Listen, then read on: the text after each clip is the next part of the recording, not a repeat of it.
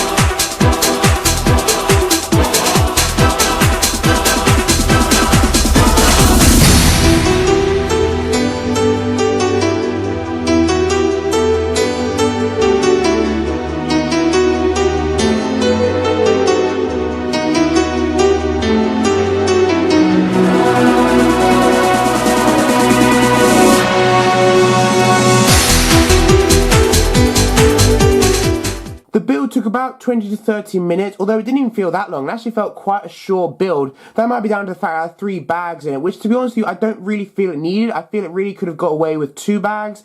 I mean, Yoda's Jedi Starfighter had 3 bags, although that had 60 pieces more. So I really felt that it could have just gone away with 2 bags. But it's alright. It's an extremely minor gripe, and it's really not going to count when you build the set. Anyway, that being said, let's now move on to our first minifigure. Of course, we have Darth Maul. Our first minifigure is Darth Maul. Of course, this is his first actual appearance in the Star Wars universe until he was later to appear in the Clone Wars and Rebels. This is the only time he's sporting the Sith robes, though, which are very nice. You can see the printing throughout his torso and legs. It's mostly just sort of white lines, but although that is somewhat accurate. The printing does go onto his back, although again, it's still fairly basic, so nothing particularly special we haven't seen before. Although, in my personal opinion, it is still quite good, because I've never had a Darth Maul before. Well, technically I have. I got one in the Mandalorian Speed in like 2013, but I've never actually had one sporting the official Sith robes which we saw in Episode 1. I can't quite remember the last time we saw him in this particular form, but I think it wasn't for many, many years, because otherwise I would have got him. So, there you go. Still nice to good to see. And again, you've got the usual headpiece you get with all these sort of Dathomirians. Is that what the species is called? I can't remember. But still, we see him on this one again, as well as Black Panther and some other minifigures where they have this headpiece as well. The printing on the headpiece also goes down into the face as well. Of course, there is no double-sided face, because it would be quite obvious if there was, and it just wouldn't look right. But still, very nice face printing there, very good. The printing, as I said, was fairly basic. Nothing too special to show here. You can see, of course, the double lightsaber as you expect. I haven't seen one of these in a very long time on an official LEGO minifigure.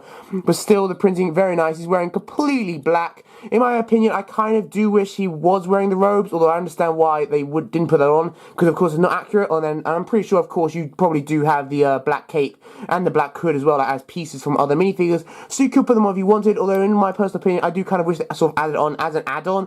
Like, you don't have to, but it would be nice if you do. Same thing with Obi-Wan and Qui-Gon. I kind of wish they had the Jedi robes as well. But still, there you go. In my personal opinion, it just looks a bit odd. I don't know why. I know it's just me, but it just looks a bit odd. The fact he doesn't have it and just looks sort of plain and just sort of random, but almost 2D is that to be the best way to describe it. But still, they have Darth Maul, a very nice minifigure. I've never actually had him in this particular version, as I've said. But still, if you haven't had him in this version just like me, then this is a good way to get him.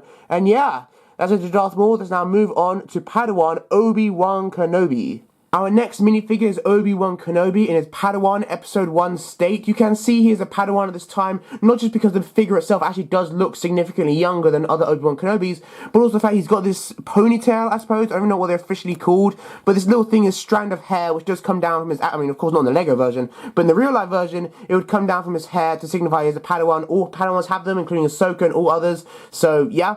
We also have the cream robes here, which some other Jedi have sported in the past as well. As you can see there, that's meant to be skin coloured, although it's not, sort of somewhere between this cream and this regular skin colour, which is a problem we've had in the past. In fact, another problem on Qui-Gon Jinn as well, which I'll show you in a second, but also a problem we've had on many other Jedi who sport the like cream robes, the fact that they try to print on the regular face colouring, if you will, on these cream sort of torso prints, and it just comes out kind of too dark and it just looks a bit odd. It looks too orangey, really. It looks like he got a fake tan on his chest, to be honest with you. But still, we've got on the legs there these black lines to signify something. I think it's sort of like a skirt type thing, or whatever the hell the Jedi wear. I don't even know, but it still looks a bit plain in my opinion. I've never been a big fan of them because they just look so odd to me, because there's no change in colour. It's literally just cream legs with these random lines, so to me it's always looked weird. But still, as you can see, the printing on the torso and also the back of the torso is pretty basic. We have seen it before, although to my knowledge I'm not sure we've ever seen it with this like a Padawan signal. If you haven't, that's pretty cool, but still, there you go, nothing too special whatsoever.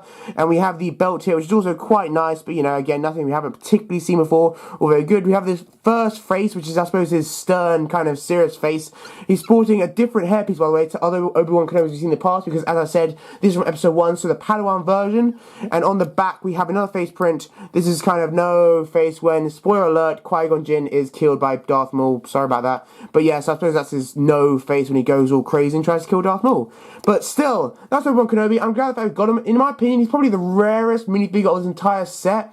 I mean, it's debatable whether he or Qui-Gon are rarer, and in fact even Darth Maul in his like Sith robes is quite rare. So I'd say all the minifigures in the set do have some sort of element of value, because they do all seem quite rare, because they're only of course in episode 1.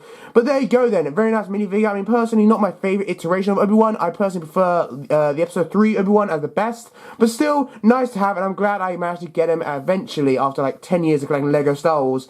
But still, that is up to Obi-Wan Kenobi. Let's now move on to Qui-Gon Jinn.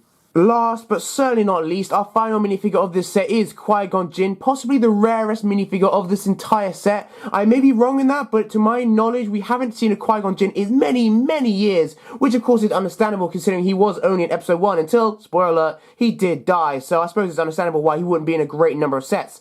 Still then, Qui-Gon Jinn is a great minifigure.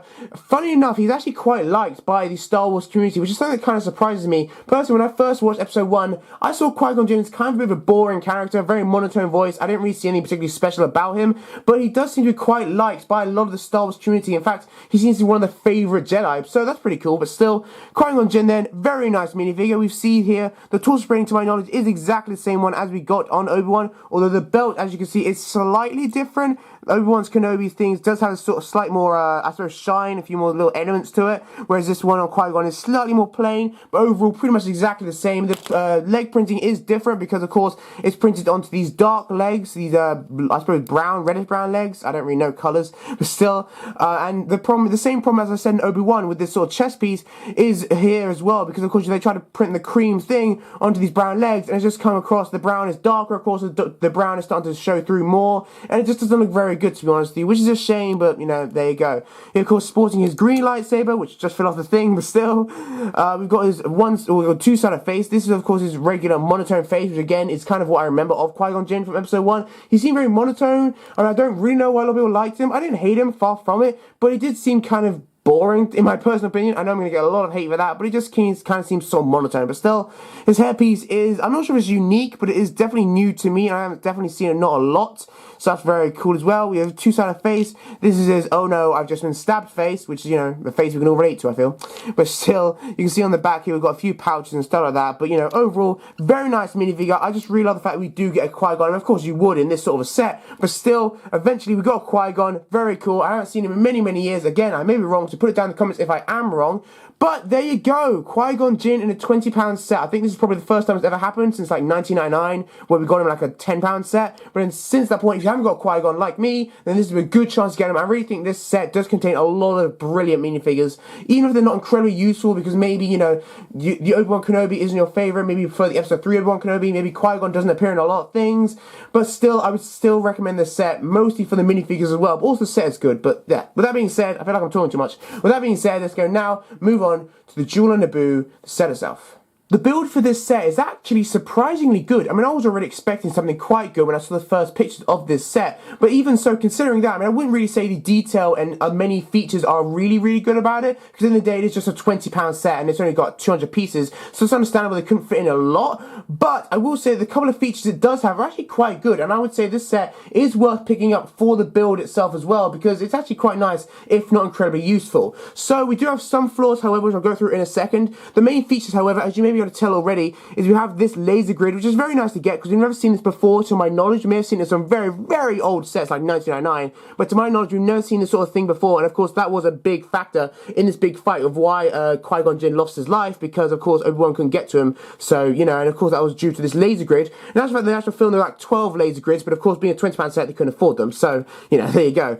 Anyway, so here we have the laser grid, which you can open like this if you really want to, although you can push this in and out, and you can sort of see this mechanism working here. It's quite a cool mechanism. I like the way it kind of works like that, and it's not incredibly complicated, because some of the technic things I've seen in other sets are just sort of overly complicated, and they get sort of an eyesore, especially when like, you've got a big set and the technic is underneath the set, so like we turn it underneath, it just looks terrible. This one, however, looks quite good. I quite like this technic here, because it looks very nice.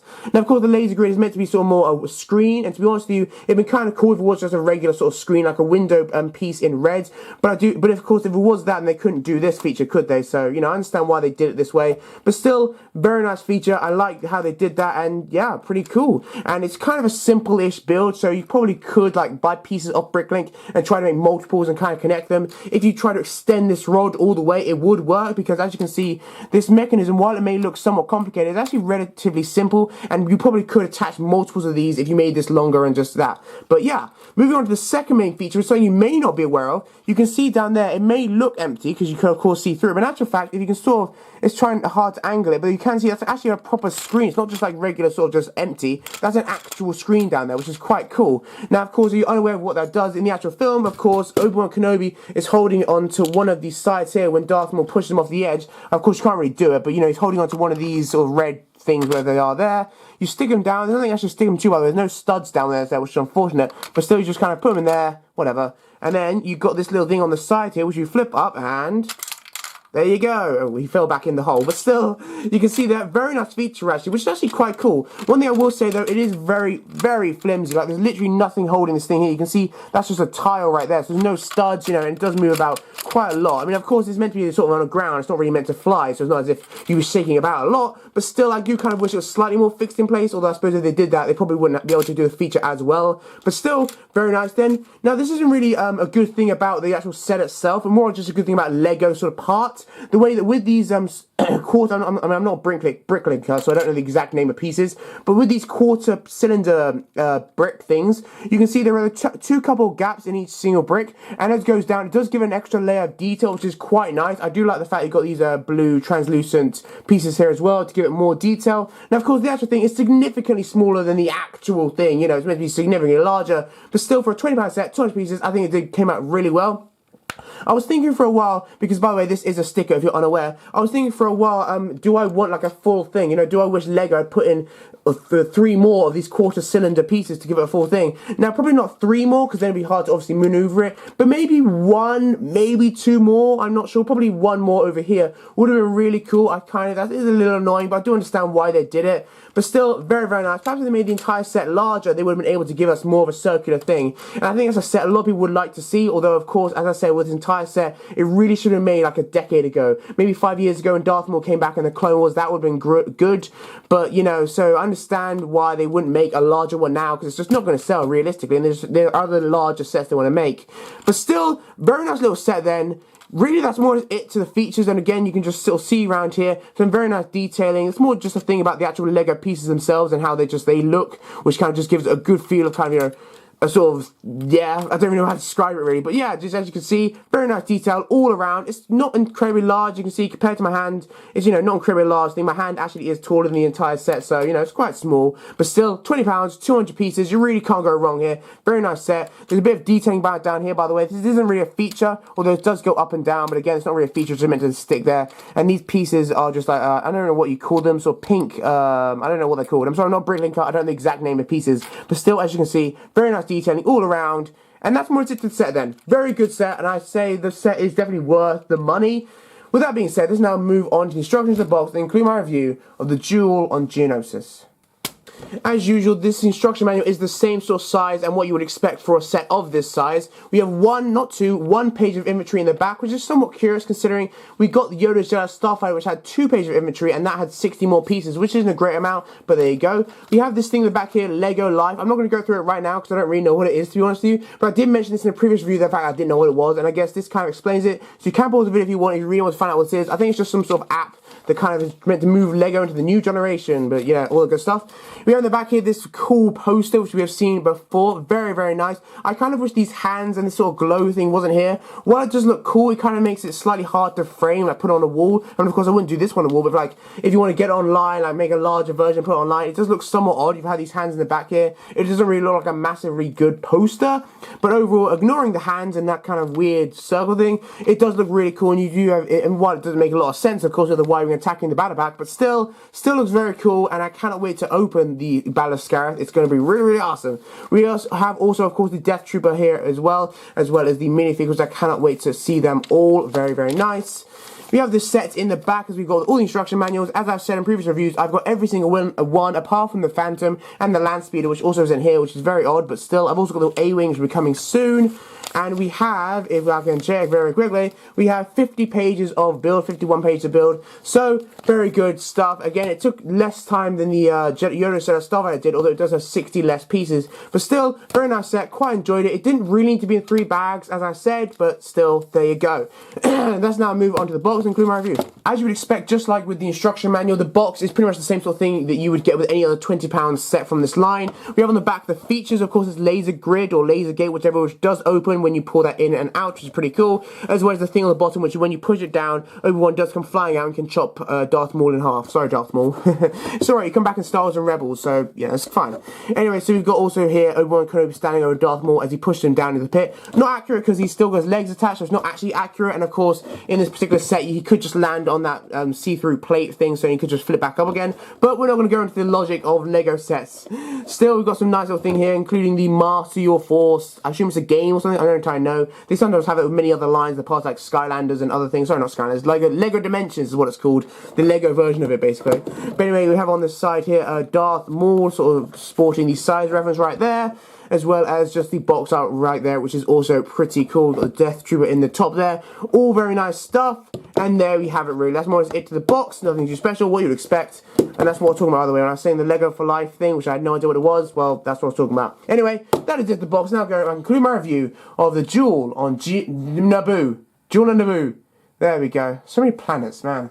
Thank you for watching my review of the Duel on Naboo 75169. I hope you did enjoy it. As I've said throughout this review, this is a good set, one that I would recommend picking up. In fact, I'm going to say this is the best £20 cheaper set that we've got this entire line. In fact, possibly one of the best ones we've got for many years. This is a really good set. And in actual fact, it did somewhat surprise me with quite how good it was. And my expectations for this set were already quite high, so that's actually saying something. It comes with some really rare, awesome minifigures. The build is good. It's even got some good pieces so that if you want to bricklink, want to part it out, it'd be good for that sense. And I really feel that this set could go for quite a bit, could really get a good markup when it's retired in a couple of years. And in fact, possibly even when it's already on sale right now, it could be marked up quite a bit, because I really feel this is one people are going to want to pick up. Even though, of course, episode 1 was a long time ago, we've kind of moved past it now. I'm going to say this set, if you're a die-hard fan of it, is really good to pick up. If you don't have these minifigures, if you really want to get a set, it'd be really, really good. And that's what I really want to see. I want to see someone get like 3 or 4 of these and make like a big, larger version, like a mock of this scene, because I think that'd be awesome, and I think you're really, really good.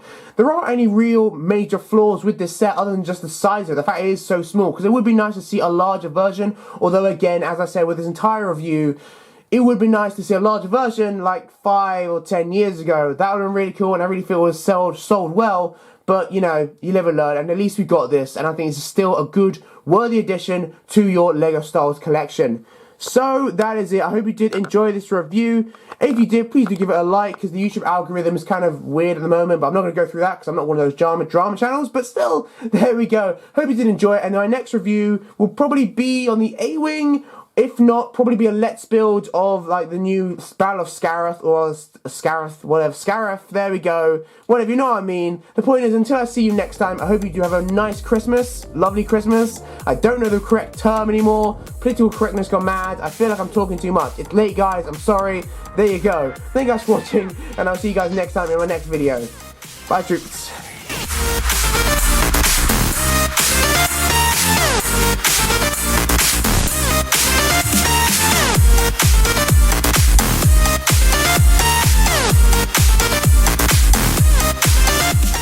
Back with another LEGO Star Wars 2016. Wrong date. Here we have him in his black robes within his Of course, he's sporting the usual sort of robes we've seen before in other Jedi. These include sort of the cream. God. We have seen this before, but not many times with Jedi. The fact he's got something green.